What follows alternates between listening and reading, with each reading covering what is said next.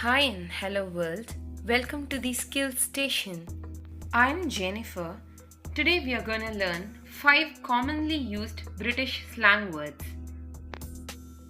For your information, slang words are informal words and it is not appropriate to be used in a formal situation, but these slang words can be used in a casual circumstances. The first slang word that we are going to look is Burke. This word Burke is used to represent a stupid or a foolish person.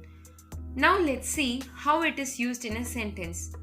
Imagine that you're with your friend and asking, "Hey, do I look like a Burke in today's costume?" It means you're asking your friend whether you look like a stupid person in the costume that you're wearing today. The second slang word is corker. It means excellent or remarkable. Let's see how it can be used in a sentence. Imagine that you're talking to your mom while resting on a couch in your living room after watching TV. "Mom, today's episode of your favorite serial was a corker."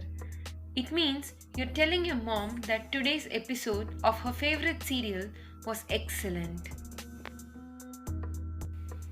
The third slang word is doodle. It is used to denote something which is an easy task or an easy work. Now let's look how it is used in a sentence. Imagine that you're talking to your classmate as soon as the exam got over. "Hey buddy, today's exam was a doodle." It means you told your classmate that your exam was very easy. The fourth word is gobsmacked. This slang word is used to express surprise or astonishment.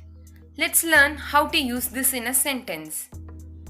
Imagine that you're talking to your husband or wife. "Honey, I was gobsmacked with the present you gave me on my birthday." It means you're telling your husband or wife that you were astonished by the present they gave you on your birthday. The fifth word is knackered. It means exhausted, tired, or broken.